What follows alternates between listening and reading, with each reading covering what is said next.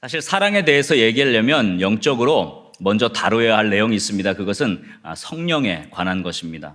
많은 기독교인들이 성령과 사랑의 관계를 잘 이해하지 못합니다. 예를 들면 성령 충만하다, 성령 받았다, 성령의 은혜가 임한다, 이렇게 얘기할 때 보통 성령 충만하다 그러면 어떻게 이해를 하고 계십니까?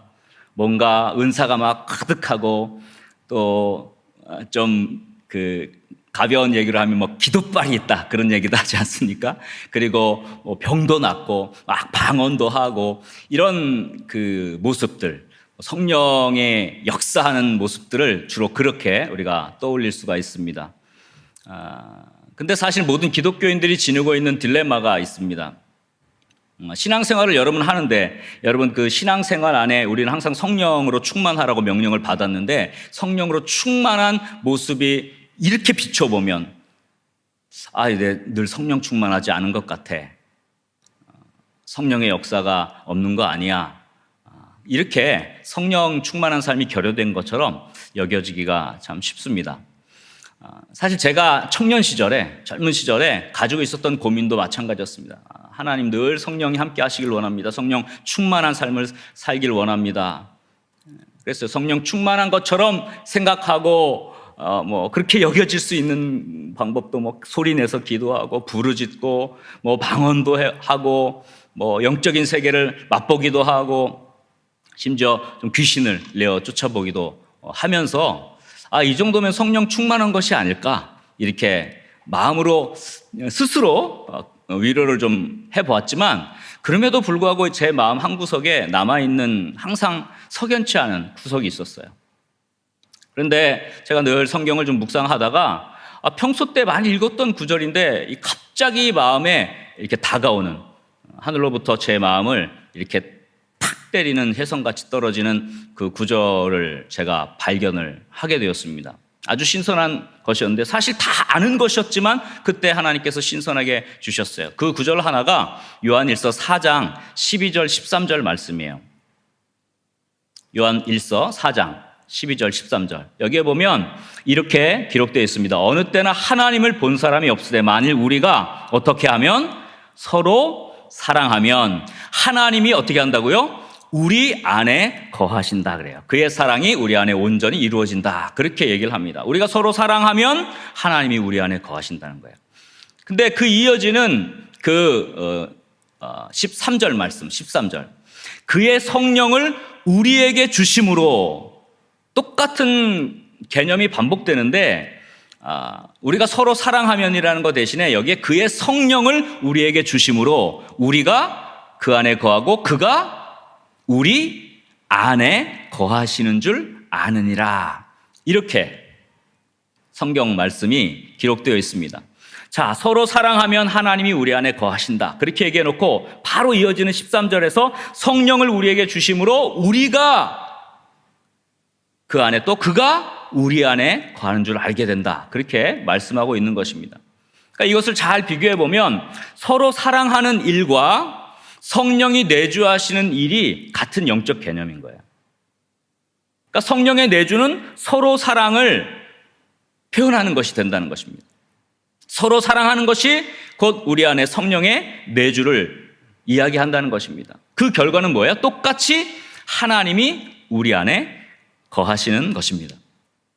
또 다른 한 구절이 제 마음 가운데 들어왔습니다. 로마서 5장 5절 말씀입니다. 로마서 5절 말씀 보면 소망이 우리를 부끄럽게 하지 아니하면 우리에게 주신 성령으로 말미암아 하나님의 사랑이 우리 마음에 부음받음이니, 그렇게 기록했어요. 자, 우리에게 성령이 부어지는 것, 성령이 우리 가운데 거하시는 것, 우리에게 성령 주신 것, 그것으로 말미암아 우리 안에 뭐가 부어졌다 그랬어요? 하나님의 사랑이 부어졌다, 그렇게 말씀하고 있습니다. 즉 성령의 부어짐은 곧 하나님의 사랑이 부어지는 것이라는 사실입니다. 결국 우리가 사랑에 관해서 생각할 때, 묵상할 때 이 성령과 사랑이 밀접하게 연관되어 있다는 것을 깨달아야 합니다.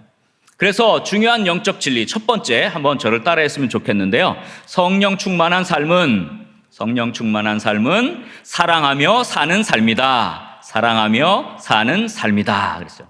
성령 충만한 삶은요, 사랑하며 사는 삶입니다. 성령 충만하다는 것, 성령의 역사가 있다는 것은 무슨 방언을 하고 병을 고치고 귀신을 내어 쫓고 예언하는 그런 류의 삶이 아니라는 것을 성경이 말해주고 있습니다. 사실 그런 영적 일들은 성령의 은사로 우리에게 또 교회의 필요를 따라서 주시는 것입니다. 그러니까 그걸 은사라고 하지, 그죠? 은사라고 하지 그 자체가 성령의 충만함 자체는 아닌 것이죠. 성령의 충만함으로 우리에게 주신 은사들이 어떻게 해요? 나타나는 것의 현상입니다. 그러니까 그러한 은사들은 사랑을 이루기 위해서 주어지는 것이지 나 자신의 개인적인 욕구를 채우라고 주시는 것이 아니라는 것입니다. 자, 예를 들면 기도의 은사를 받았어요. 그럼 뭐예요? 힘들고 낙심한 자들, 도움이 필요한 자들을 위해 중보 기도하는 거잖아. 이게 뭐예요? 이게 사랑을 위해서 기도할 수 있도록 주신 것이죠. 누군가가 병을 고치는 그런 은사가 있다. 마찬가지로 아프고 연약한 자를 사랑하는 거죠. 사랑하기 위해서 그 은사를 주시는 겁니다. 예언의 은사를 받았다. 교회에 속한 이들의 진실한 삶을 위해서 하나님의 말씀을 제대로 해석하고 하나님의 말씀을 깨닫도록 하기 위한 것도 그것도 다 사랑하기 위해서 주신 거예요. 심지어 귀신을 내어 쫓는 것도 억눌린 자들을 해방시키기 위해서 그 영혼을 사랑하도록 하나님이 부어주시는 것입니다. 성령을 통해서 주시는 것입니다. 사실 이 모든 것들은, 이 모든 은사들은요, 사랑을 이루기 위해서 주시는 겁니다. 그러므로 정리하면 모든 성령의 은사들은 우리와 관련된 사람들을 뭐 하는 방법입니까? 사랑하는 방법으로 우리에게 주시는 것입니다. 예수님께서 병을 고치시고 기적을 행하시고 수많은 사람들을 먹이시고 그들을 치유하신 것, 이건 모두 다 연약한 하나님의 백성을 사랑하시는 그의 사랑에서 비롯된 것입니다. 그러므로 사랑이 없는 은사는요, 목적에 맞지 않는 것이기 때문에 하나님이 기뻐하는 것이 아닙니다. 어떤 사람들이 귀신을 내어 쫓고 기적을 행했는데 주님께 와서 주여 주여 우리가 주의 이름으로 귀신도 내어 쫓고 병자도 치유했습니다. 그런데 예수님이 뭐라 그래요? 내가 너를 도무지 알지 못한다 그랬어요.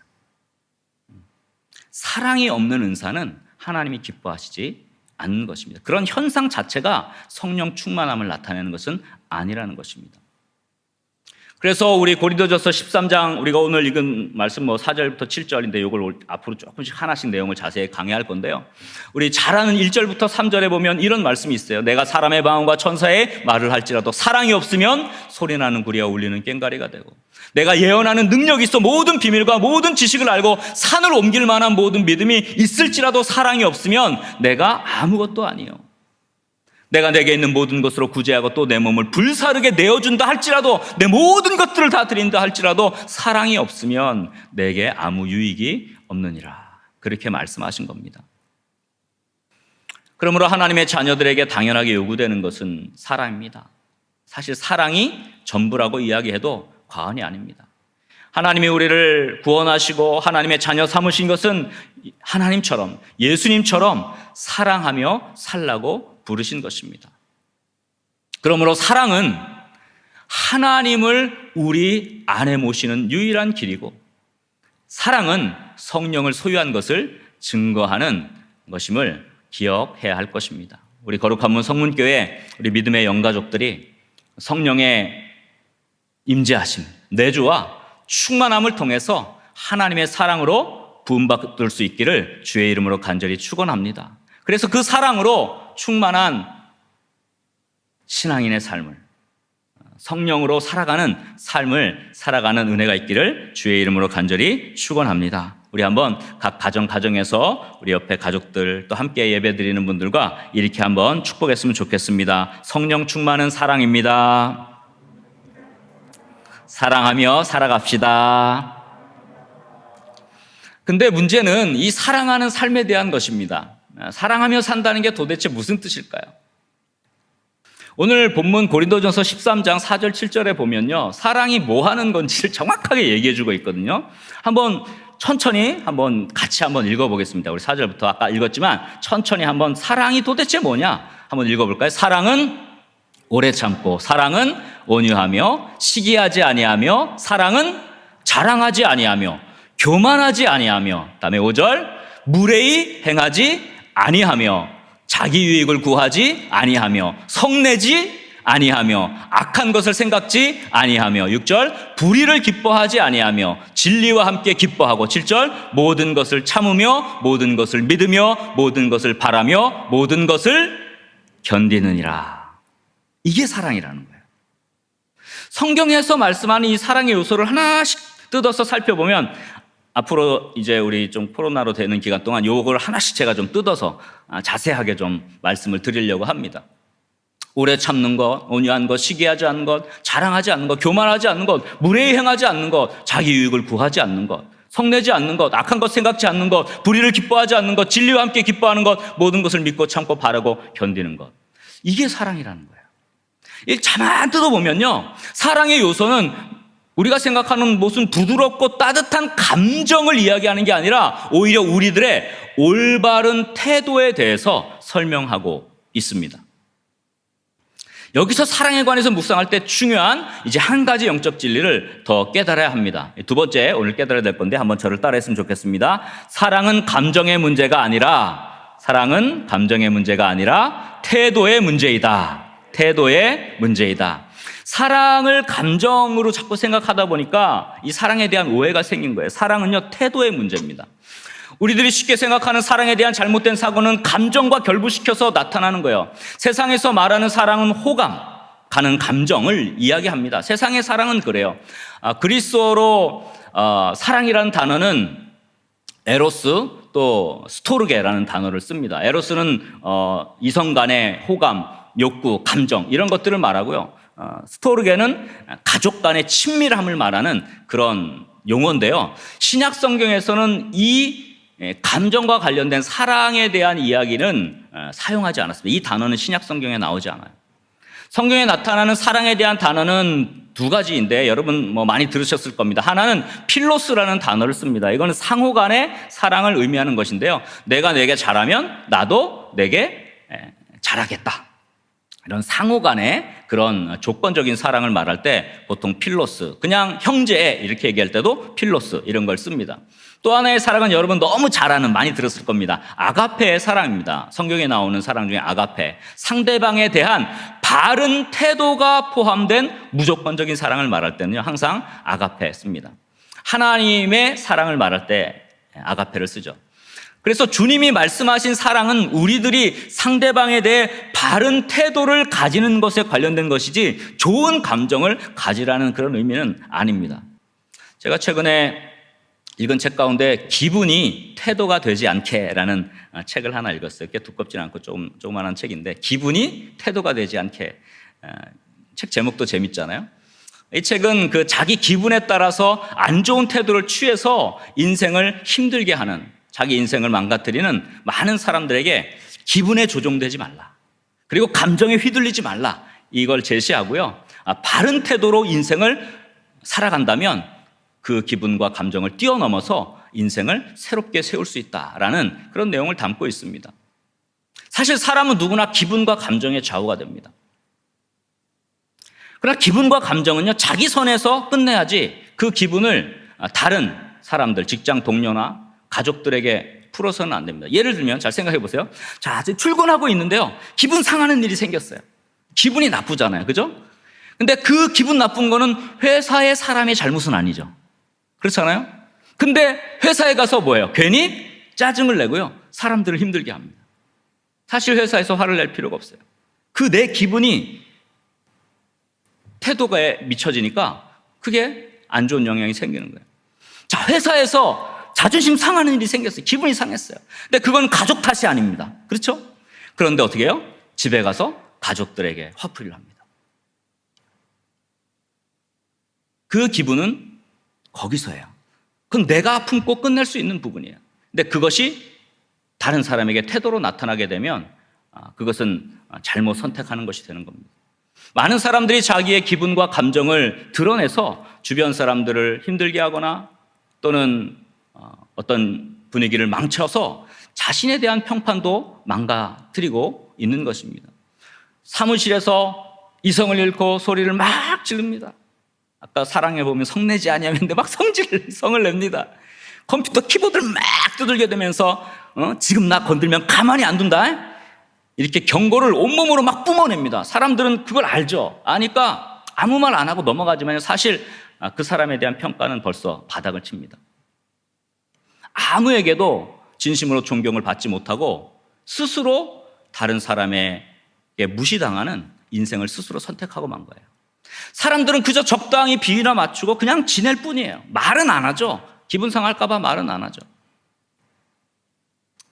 반면에 자신의 기분과 감정을 통제하는 데 능숙한 사람을 보면 존경을 갖게 됩니다. 쉽지 않기 때문에 그래요. 결코 쉽지 않습니다. 그래서 이 기분이 태도가 되지 않게라는 이 책에 보면 이런 내용이 있어요. 기분과 태도는 별개다. 내 안에서 저절로 생기는 기분이 스스로 어찌할 수 없는 것이라면 그건 어쩔 수 없어요. 왜? 기분 상하게 하는 일은 많거든요. 얼마나 많아요. 살다 보면요. 기분 상하게 하는 일이 많아요. 감정 상하는 일 많습니다. 그러나 어쩔 수 없어요. 그 기분은 날 수밖에 없어요. 사람이니까. 그러나 태도는 다릅니다. 좋은 태도를 보여주고 싶다면, 소중한 사람에게 상처를 주고 싶지 않다는 그 마음만 있다면 우리는 충분히 여기서는 태도라 했지만 제가 생각할 때는 올바른 태도예요. 올바른 태도를 선택할 수 있다. 안 좋은 감정을 남에게 전달하지 않기 위해서 노력하는 사람, 그게 진짜 어른의 태도가 아닐까, 이렇게 쓰여 있습니다. 우리들은 다른 사람에 대한 감정을 항상 통제하기가 쉽지 않습니다. 기분이 상한 일이 많고 또 그 기분 때문에 당연히 그게 태도에 반영되기가 쉽죠. 그러나 태도는 그럼에도 불구하고 통제할 수가 있는 것입니다. 그게 인격이에요. 그게 인격이죠. 감정이란 식사가 형편없게 나와도요, 변할 수 있는 거예요. 감정은 늘 변합니다. 우리 주변의 사람들이 내 마음에 들지 않아요. 탐탁하지 않아요. 호감이 가지 않아요. 그렇다 할지라도 그 사람들에게 주님의 사랑을 생각하며 사랑스러운 태도를 표현하는 것은 가능합니다. 상대방의 태도가 우호적이지 않고 적대적이라 할지라도 순간 나의 감정으로는 어떻게 해요? 막 화가 치밀어 오르고 한 대 그냥 하고 싶은 마음이 든다 할지라도 그 감정에 휘둘리지 않아요. 그러나 주의 사랑이 그들에게 임하기를 바라고 인내하고 존중하는 태도를 가질 수는 있는 것입니다. 제가 이렇게 얘기하니까 어떤 분들이 이렇게 얘기할 수 있어요. 목사님, 좋은 감정이 가지고 있지 않은데 그러면 그런 태도를 보이는 게 가식적인 거 아니에요? 위선적인 게 아니에요, 목사님? 이렇게 이야기할 수도 있습니다. 감정과 같은 태도를 취하는 것이 이게 정직한 것일까요? 얼핏 들으면 옳은 소리 같지만요, 정확하게 틀렸습니다. 잘 생각해 보세요. 감정은요, 늘 변해요. 나에게 잘해줄 때는 좋다가도요, 나를 반대하면 싫어져요. 이 감정이라는 건요, 늘 바뀌어요. 근데 그 감정에 의해서 태도를 계속 취하게 되면 우리의 삶은요, 진리는 변하지 않는 거거든요. 가치는 변하지 않는 거거든요. 그 우리 삶은 계속 바뀌게 돼 있어요. 감정 상태에 따라 사람에 대한 태도가 하루아침에 달라질 수가 있는 거예요. 이렇게 맨날 변하고 바뀌는 감정에만 솔직하게 반응하는 삶의 태도가 어떻게 우리가 변하지 않는 진리를 추구한다고 하는 그 삶에 다다를 수 있겠습니까? 그래서 여러분, 감정에 치우치고 기분에 치우치잖아요. 우리 진리에 다다리기가 참 힘들어요. 감정에 따라 행동을 결정하는 사람들, 변하는 조건에 따라 태도가 바뀌면 절대로 아가페 사랑에 이르지 못합니다. 그러나 감정과 상관없이 나를 미워하는 그런 사람들에게조차도 친절하게 대할 수 있는 것, 사실 이것은 성령이 계시지 않으면 안 돼요. 사랑의 사람이 아니고는 어려운 것입니다. 불가능하다고 할 수 있죠. 결국 나의 사랑의 태도가 상대에 대한 불편한 감정을 사실은 해소하게 합니다. 어떻게 보면 내 기분보다 내가 올바른 태도를 선택할 때 나 자신도 깨어지고 또 진정으로 내 감정까지도 거꾸로 호의로 바뀌는 그런 체험을 할 수 있게 됩니다. 결국은 태도가 감정도 바꾸게 됩니다. 사랑은 책임 있는 태도를 말하는 것이지 단순히 호감 가는 감정을 이야기하는 것이 아닙니다. 사랑의 사람들은요, 그들의 마음속에 성령의 충만함, 그 열매 맺는 사랑의 태도가 나타나게 되어 있습니다. 우리 안에 거하시는 성령, 사랑의 영이 우리를 사랑의 사람으로 만드시고, 또 우리가 그렇게 사랑의 태도를 취함으로써 우리 안에 계신 성령의 증거를 나타나게 되는 것입니다. 사랑하는 우리 성문교회 영가족, 우리 한 분 한 분들, 또 믿음의 가정들, 여러분 과연 사랑하는 삶을 살고 있습니까? 그렇다면 움직이십시오. 감정을 극복하십시오. 부부끼리, 부모와 자녀 간에, 또 직장에서, 또 사회생활하면서, 만남 가운데, 교회 안에서 감정을 극복하고 올바른 태도를 취할 수 있기를 간절히 소원합니다. 우리가 먼저 친절하고, 우리가 무조건적으로 진실하고, 우리가 먼저 선을 베푼다면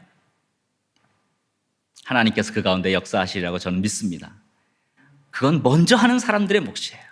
먼저 하는 사람들이, 그건 성령의 사람들이에요. 먼저 하는 사람들이 하나님의 마음을 갖게 되는 것입니다. 그러므로 사람들이 나에게 어떻게 하든지, 나를 힘들게 하든지, 나를 미워하든지, 나쁘게 생각할 수도 있죠. 상관없이 우리는 올바른 태도로 답해야 합니다. 초대교회 사람들은요, 많은 핍박을 받았고, 오해를 받았고, 공격을 받았습니다. 그러나 악에게 지지 말고 선으로 악을 이기는 사람들이 되었던 것입니다. 이것이 사랑의 모습이고 하나님이 기뻐하시는 성령 충만한 삶, 사랑을 통해 하나님을 모시고 사는 삶이 되는 것입니다. 바라기는 우리 거룩한 문 성문교회, 우리 믿음의 영가족들이 이런 감정의 사람의 모습, 기분대로 사는 그런 사람의 모습이 아니라 성령의 사람, 사랑의 사람, 올바른 태도를 선택하는 사람이 되어서 어떤 상황, 어떤 관계, 어떤 문제 속에서도 항상 사랑의 열매를 맺고 주님의 기쁨이 되는 축복의 삶을 살 수 있기를 주님의 이름으로 간절히 축원합니다. 우리 한번 각 가정에서 옆에 분들과 한번 이렇게 축복하고 인사했으면 좋겠습니다. 감정대로 하지 맙시다. 사랑의 태도를 선택합시다. 말씀을 좀 정리하겠습니다. 사랑에 관해서 우리 그리스도인이라면 당연히 생각합니다. 사랑이 제일 중요하다 생각할 것입니다. 문제는 안 돼서 문제죠. 안 돼서 문제죠. 왜? 감정이라고 생각하면 안 되는 거예요. 안 되죠. 그래서 여러분 성령을 구하십시오. 성령 충만이 곧 사랑 충만입니다. 사랑이 넘치는 사람은 성령으로 인도함을 받는 사람이 되는 것이고요. 하나님을 제대로 아는 사람이 되는 것입니다. 그런데 이 사랑은 감정이 아니고 뭐라 그랬습니까? 태도입니다. 우리의 마구 변하는 감정에 휘둘리면요, 사람이 힘들어지고 나 또 무너지게 됩니다. 스스로 자신도 무너지게 됩니다. 그러나 그런 기분과 감정을 넘어서 우리가 올바른 사랑의 태도를 선택하고 취할 때 거기에서 변화가 일어날 것이고요. 거기서 성령의 은혜가 임하게 되리라고 믿습니다. 성령 충만하시길 간절히 소원합니다. 사랑으로 충만하시길 주의 이름으로 간절히 소원합니다. 감정과 기분에 흔들리지 말고 사랑의 태도를 선택하는 그리고 우리 거룩한 문 성문교회 믿음의 영가족들, 우리 성도님들 다 될 수 있기를 주의 이름으로 간절히 축원합니다.